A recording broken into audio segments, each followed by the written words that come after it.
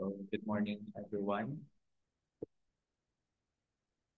Without further ado, let's begin our lesson for this morning. And I hope you're still doing great things. Basically today I'm going to share with you the lesson about from monolingual to multilingual language programs and policies across ASEAN countries.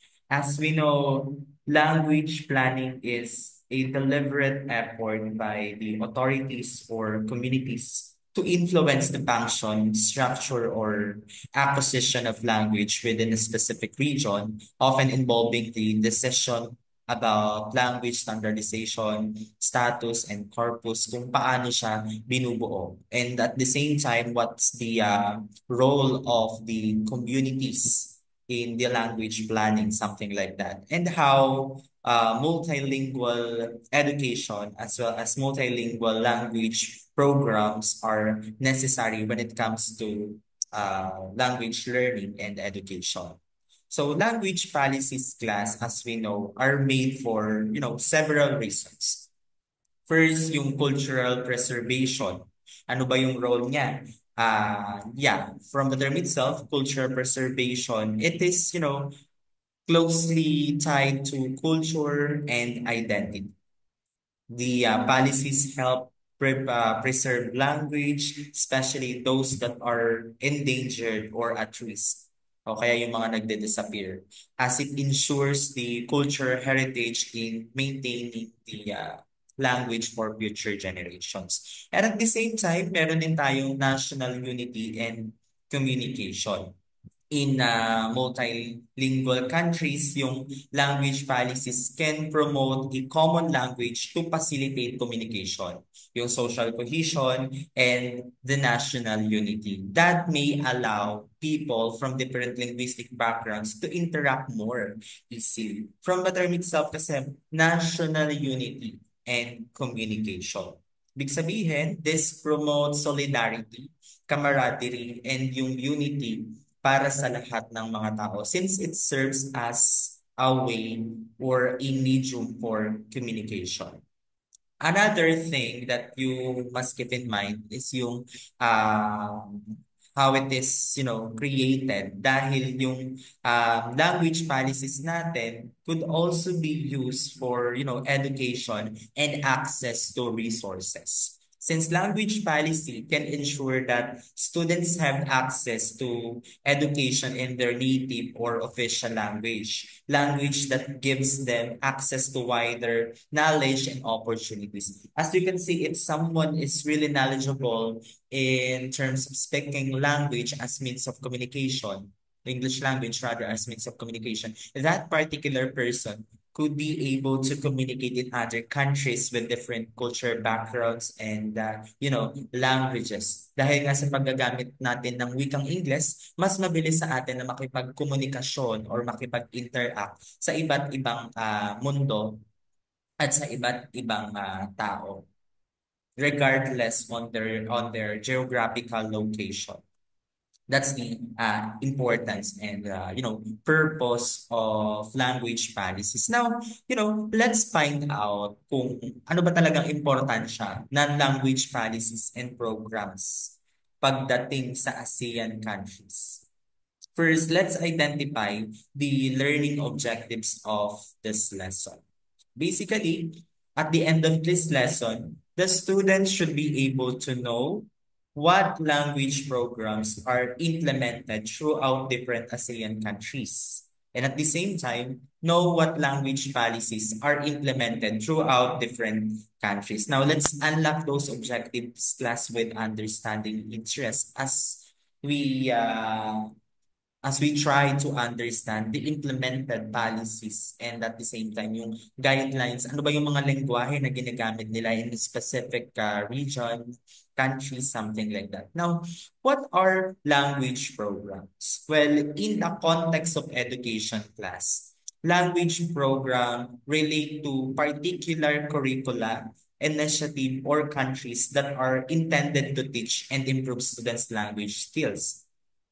And these programs, on the other hand, are often used in educational settings, as we know. Diba yung mga educational settings natin, like schools, universities, to assist the growth of language competency in a variety of areas like reading, writing, speaking, and yung listening na tinatawag natin. Okay, so those are the four macro skills. However, meron pang isa dyan, yung viewing. Again, reading, writing, speaking, listening, and yung viewing na tinatawag natin. Okay? So, language program, yeah, this, as what I've said, this can be used in educational setting. Okay? For the improvement of specific areas like yung reading skills natin, writing skills, listening, and then yung speaking skills natin, which are very crucial when it comes to language acquisition.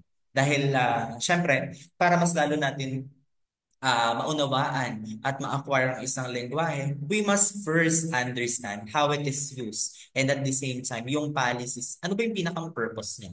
Bakit siya ginawang lengguwahe as, as an official language, as a national language? What is the role of the communities? Bakit ba siya naging language? At bakit siya ginagamit in educational settings? Maybe majority of the population are using that particular language ba or whatsoever? Or what's the purpose of the government?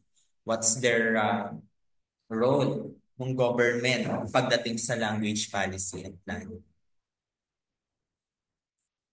Okay, so the different forms of language program will also I mean the different forms of language program is also included in our discussion. What are the different forms of language program? Well, meron tayong tinatawag na foreign language program. When we say foreign language program, this primary goal is to teach learners yung mga foreign language, to teach them foreign language. For example, French, Spanish, Mandarin. Those are, some of the examples of foreign language. As you notice, class, dun sa iba't ibang mga schools and universities, they are offering foreign language. Lalo na yung mga kumukuha ng tourism, something like that. May mga pinag-aaralan sila na foreign language. I can still remember my friend, ayan, so ang ginagamit niya na, or ang pinag-aaralan niya na foreign language as required by their school is, Mandarin. So, ayan, depende pa rin naman sa school kung ano yung foreign language nila. So, it's given that ang ginagamit natin na foreign language is, English. Ayan, given na yan talaga. Not only Filipino language yung ginagamit natin, pero we also, use English as medium of instruction, lalo na sa paaralan. Ngayon, sa iba't ibang lugar at bansa, they are also using different languages with different purposes. Ano ba yung mga kinakailangan natin malaman? So, yung foreign language na, as what I've said, this program, no, it's actually a program intended to improve and intended to teach the students language, to teach the students and improve their language skills in a specific area. Another thing, yung English as a second language programs or yung ESL natin. Students who are not natural English speakers should enroll in ESL programs. As you notice, class, talamak na, no? Talamak talaga yung mga ESL companies nowadays who are offering ESL programs online. For example, yung iba, ano ba, mga may Palfish, something like that, Akadsoft, yung mga ESL companies who are offering English as a second language programs na, makakatulong for them to acquire English language. Kasi nga naman, as we know, English is used as universal language natin. Kaya na kinakailangan, yung mga bata, una pa lang or at their early age, ma-expose na sila kung paano gamitin ang English language. And so, kahit sa Japan, Korea, Yeah, something like that. Ine-enroll ng mga magulang yung kanilang mga anak doon sa mga ESL programs. Bakit? Para mas matutunan nila yung English language. Kaya nga dito sa Pilipinas, kung mapapansin nyo class, di ba? Hindi lang yun online ha. Kasi yung mga ESL language programs na yan, pwede rin siya face-to-face. No? Another thing, as you notice here in the Philippines, a lot of teachers, not only teachers, even people with different dito, courses, programs na natapos ay still qualified to teach English language or English subjects abroad. Bakit? Because meron silang degree. And at the same time, possible na kumuha sila ng TESOL certificate o kaya yung TFL, Teaching English as a Foreign Language Certificate. And I also have that one.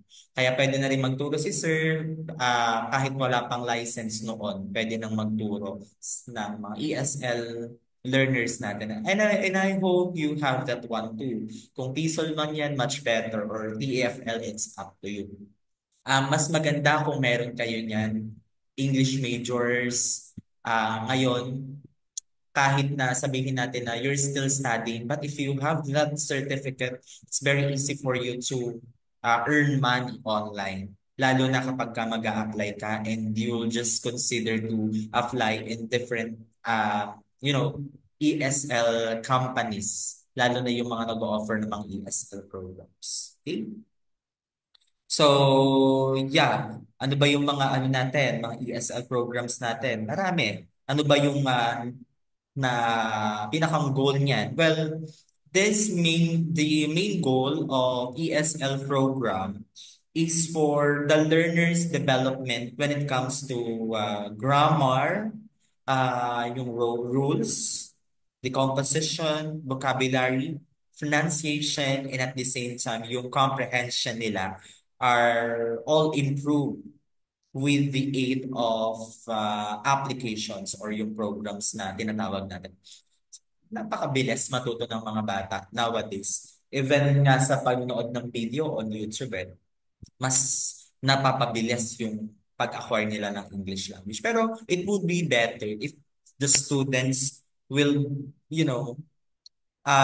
be encouraged by their parents to enroll in ESL programs. Lalo na kung hindi nila language yung English.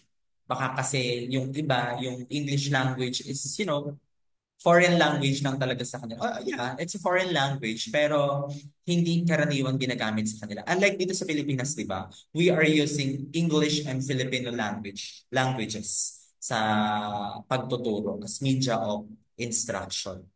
Kahit nga mga elementary, di ba?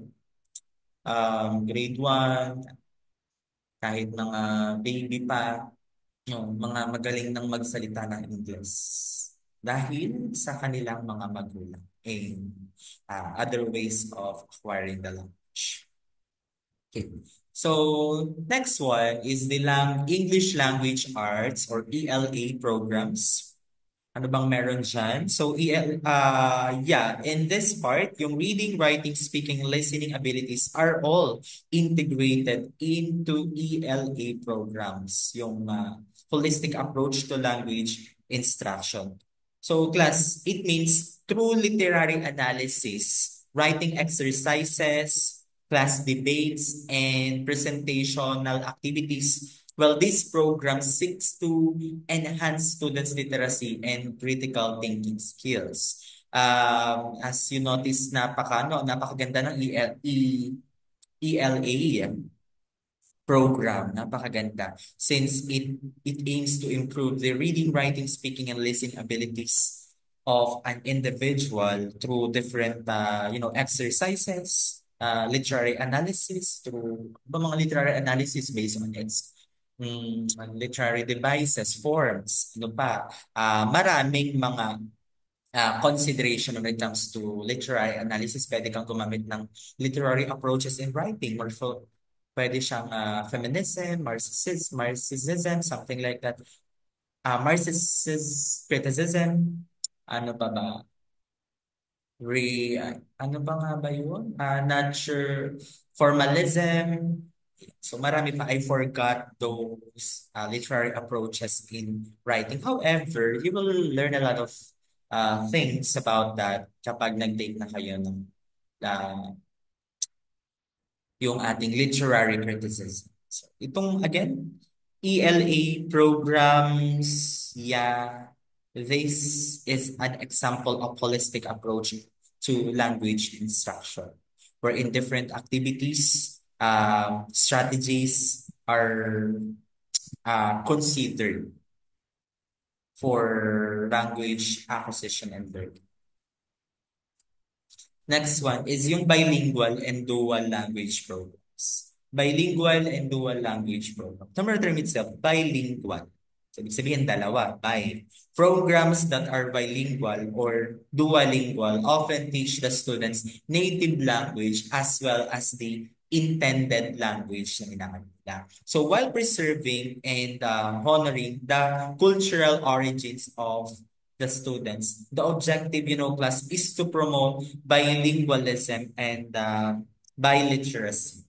At this point, yung bilingual and dual language program, pine-preserve din naman and ino-honor din naman yung mga cultural origins ng mga bata at saka yung language niya. But at the same time, this also promotes the bilingual and biliteracy wherein additional language will be, added doon sa kanilang primary language. Pwede siyang, uh, yeah, kung nakasanayan nilang gumamit ng isang lengguwahe lang sa pakikipagkomunikasyon, well, bilingual education, bilingual and dual programs ay makakatulong sa kanila to become globally competitive, especially if that particular language is English.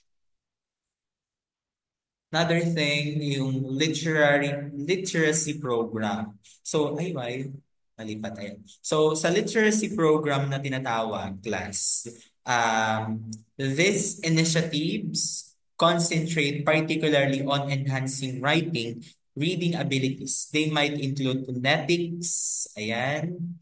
Sa literacy, from the term itself, they might include phonetics as what I've said, the curriculum comprehension, vocabulary building, and writing-related strategies. Class, for pupils at different grade levels, literacy programs can be adjusted to suit unique requirements like early literacy intervention or remedial support, excuse me, lalo na kung hindi maunawaan ng bata. Okay? Kung hindi maunawaan ng bata yung tinuturo or yung isang lengguwahe. They, especially the teachers, they make adjustment. They make intervention or remedial support for the students to learn a specific language. Could be in a form of writing or kaya naman ay reading, which can also improve their abilities when it comes to phonetics, comprehension, vocabulary building, and yung writing-related strategies. Next one is the language immersion program. I mean, you are already familiar with this one. Sir, it's immersion. So, paano yun? Well, through the use of the target language as the primary medium of instruction, immersion program offer a fully immersive language environment, meaning through continual exposure and practice, students gradually improve their language ability while being totally immense in it. No? Kumbaga, mas lalo na lang kapag ka may continual exposure, no, at continual exposure and practice sila doon sa language na yon, they can improve their language ability kapag ka sila ay naka-immerse doon or if they are exposed in that particular language. It means if that particular program, if that particular person is exposed on a learning environment where that particular English or language ay ginagamit, it's very easy for him or her to learn that language as primary medium of instruction or as medium of instruction. Okay? Next one, why are language programs essential? So class, bakit nga ba mahalaga ang language program? Well, education-related programs are made to help students develop their language skills and gain language proficiency. That's the main reason kung bakit mahalaga ang language program. It's just, to help the students develop their language skills. Kaya nga language, di ba? This can help them gain language proficiency. They frequently adhere to a set of curriculum, use as a variety of teaching techniques, and make use of teaching aids and materials that are suited to the goals of particular programs and the requirements of the students as well. So, yeah, language programs and a simple explanation are important since marami tayong language program. These are important for for the students to develop their language skills, proficiency, and for the teachers to develop their teaching techniques and strategies. Pwede yung gumamit sila mga teaching aids or materials suited doon sa learners nila. Especially if they want na mas matuto pa yung mga bata sa kanila. Okay? At may dadagdag din ako sa language program. Bakit nga ba? To become globally competitive. Okay? As we know, English language nowadays English language nowadays is ginagamit talaga ng nakararami. Majority of the population ginagamit ito. That's why it is a universal language na ginagamit sa instruction as a second language, something like that, ng iba't ibang mga countries. So that's why, language programs are essential for teaching and learning. Now, what are language policies? Language policies class, based on the presentation I provided a while ago, language policies are intentional and methodical steps taken by the governments, institution, or organization to control the use and status of language within a specific context or territory. These policies can cover a wide range of topics, including the choice and promotion of official language, language planning development, language rights, language education, language use in public areas, and language-related legislation. So dito pa lang makikita na natin, no, language policies play a crucial role to the development and status of language within specific context or territory. Pwede siyang magamit or yung mga language policies natin usually nabuo sa pamamagitan ng government, institution, and at the same time with a careful consideration on the views and perspectives of the communities. Since the communities are, also included in the language planning and policies. Kaya nga 'di ba, kapag napagkasundoan ng isang lengguwahe na gamitin ito bilang isang wika sa panturo, wika sa pakikipagkomunikasyon, mas mabilis nang nagagawa ng gobyerno na i-implement ito sa nakararami o sa kanilang mga nasasakupan. Language policies are frequently made to address issues like linguistic diversity. Linguistic diversity. Diversity class, as we defined last time, it's basically the state of being diverse. No, since marami tayong languages na ginagamit, ayan, kailangan natin magkaroon ng polisiya. Ano ba dapat yung pinakagagamitin natin? Language rights and the social, cultural, and political implication of language use are also important to be considered.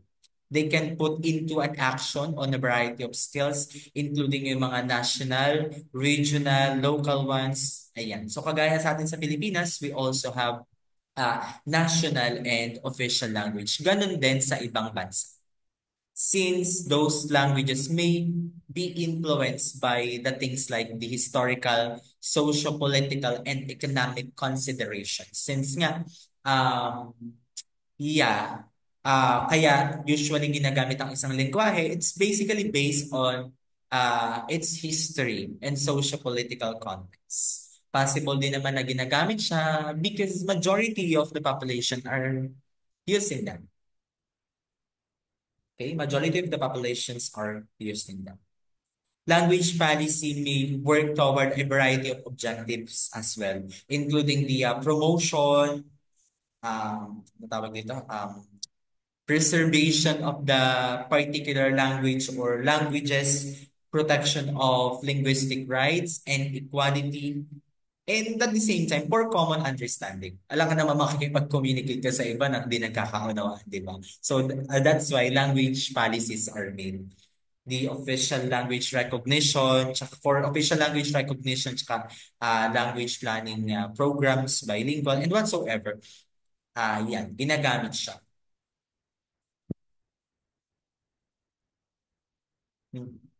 I also have one question here. Why are language policies essential? Kagaya nga na nasabi natin kanina, marami siyang usage. Pwede siyang for teaching and learning. Pwede siyang to address linguistic diversity, yung rights, social, cultural, and political implications. Pwede rin siya sa organization, pwede rin siya sa promotion. Maraming importance when it comes, excuse me, language policies. Language use class, ayan. Language use or yung language use, language attitudes, individuals and groups identities, and at the same time, yung social cohesion within a society are all significantly impacted by the language regulations. Kaya nga tayo class nagkaroon ng language policies para meron tayong iisang hangarin, iisang lengguwahe, hindi lang iisa ha, mga lengguwahe na ginagamit for in our society for a common understanding and for a certain purpose. Para nang sa gayon, magkaroon tayo ng unified, no? Unified thought, unified decision. They have the power, yung mga languages na yun, they have the power to influence language use across a range of industries. Lalo na yung government natin, tsaka yung communities natin, including those in education, the media, politics, and public sectors, and at the same time, yung arts, wherein yung language na napagkasunduan ay ginagamit. Okay? Language na napagkasunduan ay ginagamit. Achieving a balance between fostering linguistic diversity and ensuring the fair treatment of various language and language communities are rather the goals of effective language policies. Yung mga possible na mga goals ng language policies na. Why are language policies essential? Sagot na natin yan kanina. Now, which ASEAN countries have implemented language program and policies, and what are these said policies? Last time class, we've discussed the language policies, planning, and the language use here in the Philippines, particularly yung minority language, tsaka yung national and official language ng Pilipinas. Ngayon, pag-aralan naman natin kung ano yung mga programs and policies doon sa mga selected ASEAN countries natin, particularly how they implemented language programs. First, meron tayong Brunei. So ano ba kayong meron sa Brunei? According to the Constitution of 1959, the official language is Standard Malay as it is spoken in Peninsular Malaysia. So yeah, that was according to Constitution of 1959 na yung official language nila ay Malay as it is spoken in Peninsular Malaysia. And not only that, the majority of the population speaks Brunei, Malaysia as their first language. Okay? Making it the most extensively used language in the nation and as means of wider communication. And according to a language policy that was emphasized by them, tsaka emphasized by the bilingual in those languages, the educational system uses Standard Malay, ayan, Standard Malay and English as the primary teaching languages. Ayan yung Standard Malay natin. And then yung English languages natin ay ginagamit for primary teaching languages. Ay ginagamit for primary teaching, yeah, languages. And of course, the use of two supra-regional languages, yung English and Malay, rather than Bruneian languages, Bruneian, yeah, languages offers various issues, even if the educational system is well resourced. So additionally, um, during that time, dito sa, I mean, in this particular country, yung may government policy kasi sila and subsequent practice na kung saan dinidisregard nila yung use of all regional tongues, no? Yung regional tongues, dinisregard nila, including yung Brunei Malay, which is the country's de facto or official language.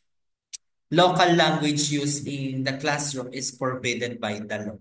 Okay? Yung local language na pinagbabawal, grabe, no? Pinagbawal yung kanilang local language saka yung mga dinisregard din yung regional tongues dito sa Brunei. So, ang ginagamit lang sa kanila is, Standard Malay, spoken in the Peninsular Malaysia, tsaka yung, um, yeah, as their first language, saka yung ano dyan, Standard Malay and English as the primary teaching languages. Nakikita ba, class, ang role ng government sa pagpapatupad kung ano ba dapat ang gamitin ng lengguwahe? Tingnan naman natin yung ibang countries. Malaysia. Sa Malaysia naman, class, Standard Malay is used as the primary language of instruction in national primary schools. Again, yung Standard Malay is used as a language of instruction in a national primary schools. Whereas in other language naman such as Mandarin Chinese, Tamil, or other Indian languages are used as the primary language of instruction in national type primary schools. Again, national type primary schools. Dahil yung ating Standard Malay ay ginagamit lang sa primary language of instruction sa national primary schools. Ito namang mga languages na to, yung Mandarin, Chinese, Tamil, ay ginagamit naman as the primary language of instruction in national type primary schools. I hope you got the point. You follow. In some schools naman, non-dominant languages are taught as subjects. Okay? Sa iba, ginagamit as the uh, subjects. No? English was the language of instruction for mathematics, nakalagay dyan. For mathematics and science, di ba? In Malaysia from 2003 to 2012. Pero, ano nangyari? It was discontinued dahil nahihirapan daw. Ito na nga yung chika. Because many of the instructors and students in rural region found it difficult to use the language for instruction and learning. Dahil nga, nahihirapan yung mga bata, tsaka yung mga instructor na gumamit ng lengguwahe na yun, ayun, um, tinigil yung paggamit ng mga lengguwahe na yan pagdating sa asignaturang mathematics at science sa Malaysia. O nga naman, ang hirap daw kasi for them, ha? Okay, so let's find out naman dito sa Indonesia. Sa Indonesia naman, at all educational levels, Indonesian is the language of instruction and literacy. However, information regarding second language speakers Indonesian competency is lacking. The other population, on the other hand, speaks a few regional tongues, such as yung mga nandyan, yung other regional tongues. Yeah, Javanese, Madurese, and then yung Sandanese. So yan yung other regional tongues na ginagamit nila aside dito sa Indonesian language. Although non-dominant language are allowed to be used and developed under Indonesian law, they are typically not taught in school. Hindi tinuturo sa paaralan. Yung law nila na law number 20 of 2003, pine-permit nun yung use ng mother tongue and other than Indonesian in the early years of education. Para nga naman matuto yung mga bata, tama nga naman. Use of mother tongue. Yung law number 20. Pinapayagan naman para matuto rin naman yung mga bata. Though a few mother tongues-based multilingual education or MTB-MLE pilot programs have started in Eastern Indonesia. Indonesian is the only language of teaching throughout the country. Yun yung parang usually na ginagamit lang nila talaga.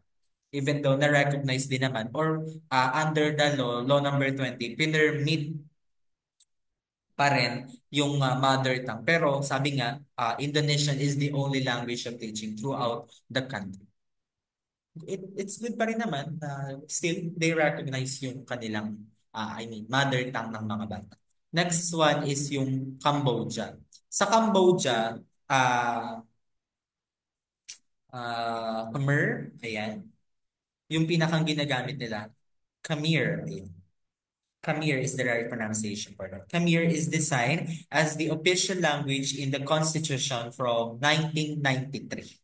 Yun yung pinaka-official language nila from 1993. Prior to the introduction of the bilingual education program in some minority communities noong 1990s. Yung Khmer naman was the exclusive language of the instruction. And currently, literacy and instruction are conducted in the five non-dominant languages dito sa Cambodia. Sa Cambodia, of course, the language laws of Cambodia have gradually advanced during the past 20 years. Kung saan yung mga local governments nila in some minority regions now have the options to select languages of instruction. So, yeah. Dahil yun sa kanilang Education Law of 2007. Kaya yung mga governments nila, wow, meron silang, in some minority regions, they have the options to select the language of instruction, for instruction rather. Nung 2010 naman class, excuse me, the guidelines on the implementation of the bilingual education programs for indigenous children in Highlands provinces were established. Okay? Good morning. Okay, so Bas, sorry for the interruption. Let's continue. Singapore. Ito, malapit na tayo. Dalawa na lang. Singapore, Malay, Mandarin, Chinese, Tamil, and English. Yan. So, ano ba yung mga lingwahe na yan? These languages are designed as the four official languages under the 1965 Constitution na meron silang. Grabe. Ang daming official languages ng Singapore. No? Apat. Malay, Mandarin, Chinese, Tamil. Ay, apat ba? Five. Apat nga. Malay, Mandarin, Chinese, Tamil, and English. Ayan. So, apat ang lengguwahe na ginagamit nila. And that's according to 1965 Constitution. And the use of instruction, tsaka yung pag-aaral ng other languages are likewise guaranteed by that particular constitution. The only language used in schooling naman, on the other hand, ay English. Ayan. Even though marami silang ginagamit na lengguwahe sa kanilang country, apat, but still, they are using English in schooling. Last one ay Thailand. So sa Thailand, kung mapapansin, For almost a century, Standard Thai has been used as the sole language of instruction. When we say sole, ayan, nag-iisa lang of instruction. Despite the fact that it is frequently used as a second language, many young students are said to struggle with comprehension. Kaya nga, di ba, kahit na dito sa Pilipinas, kung mapapansin, kumukuha pa rin sila ng teachers here. Ang laki kaya ng sahod sa Thailand kapag ka ikaw ay